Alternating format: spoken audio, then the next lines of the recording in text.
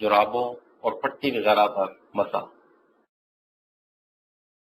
عرب مسلمان ہمیشہ سے صحراؤں میں طویل سفر کرتے رہے ہیں، جیسے کہ شام اور یمن کی طرف سردیوں اور گرمیوں کے سفر، اور وہ ان سفروں میں موزے اور جرابیں پہنتے تھے، جیسا کہ آج بھی پہنتے۔ موزے چمڑے کے بنے ہوتے ہیں اور پاؤں میں پہنے جاتے ہیں، اور جرابیں روئی یا کپاس کی بنی ہوتی ہے اور پاؤں میں پہنی جاتی ہے۔ موزوں اور جرابوں پر مسح کرنا جائز ہے۔ حضرت انس بن مالک رضی اللہ عنہ روایت کرتے ہیں کہ جب ان سے موضوع پر مسح کرنے کے بارے میں پوچھا گیا تو انہوں نے فرمایا رسول اللہ صلی اللہ علیہ وسلم موضوع پر مسح فرمایا کرتے تھے۔ موزوں اور جرابوں پر مسح کرنے کی شرائط۔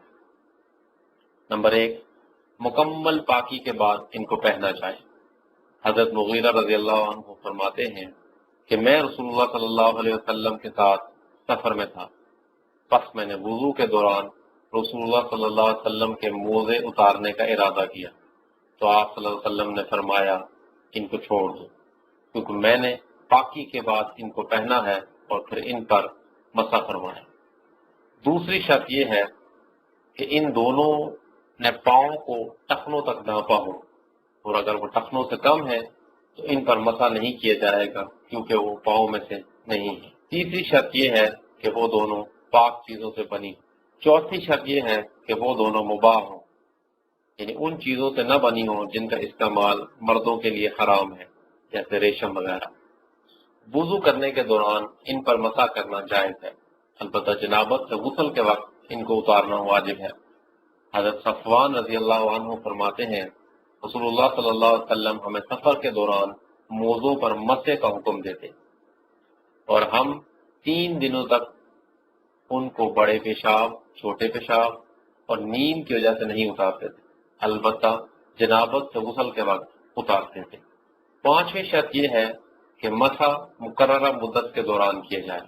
حضرت علی رضی اللہ عنہ فرماتے ہیں رسول اللہ صلی اللہ علیہ وسلم نے مسح کے لیے مدت مقرر فرمائی ہے، جو کہ مقیم کے لیے 1 دن اور 1 رات ہے، اور مسافر کے لیے 3 دن اور 3 راتیں ہیں۔ اس مقررہ مدت سے تجاوز کرنا جائز نہیں۔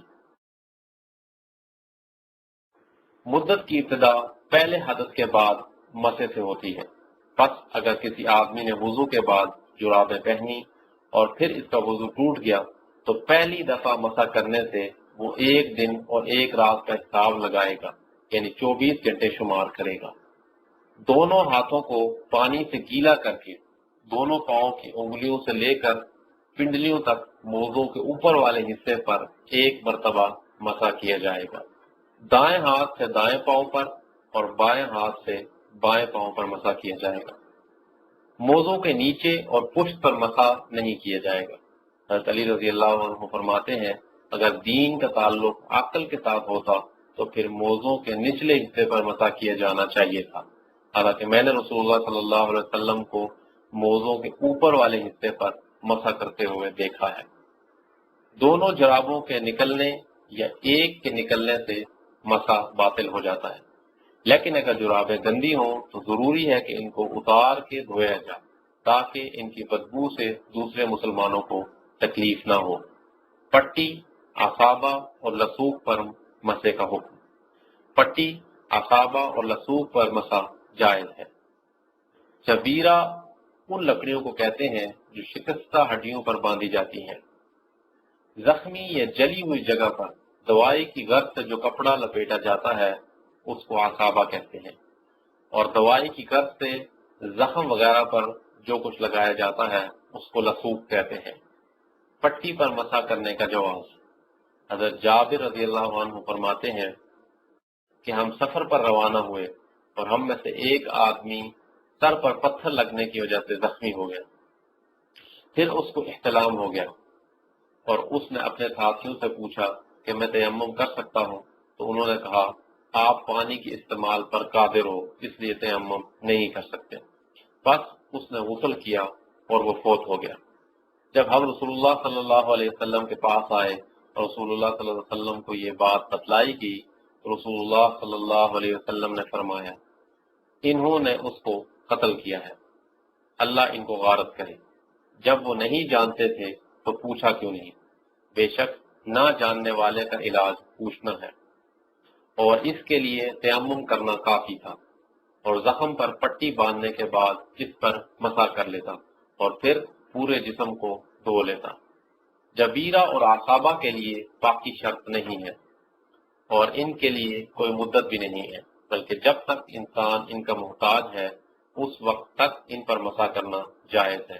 جبیرہ اور عصابہ پر مسح میں یہ شرط ہے کہ یہ دونوں چیزیں جس جگہ کا علاج مقصود ہے اور جس جگہ کو ڈھانپنے کی وجہ سے یہ مضبوط ہوتی ہوں سے تجاوز نہ ہو۔ لسوق اور عصابہ میں اگر ان کا اتارنا اور واپس باندھنا آسان ہو تو دیکھا جائے گا کہ اگر اس عضو کو دھونے سے کسی نقصان کا بھی خطرہ نہ ہو اور علاج میں بھی تاخیر کا خطرہ نہ ہو تو ان کو اتار لیا جائے گا اور اس عضو کو دھو کر دوبارہ باندھا جائے گا، اور اگر نقصان کا یا علاج کے لیٹ ہونے کا خطرہ ہو تو پھر انہیں نہیں اتارا جائے گا اور وضو کے وقت متعلقہ عضو پر مسح کیا جائے گا۔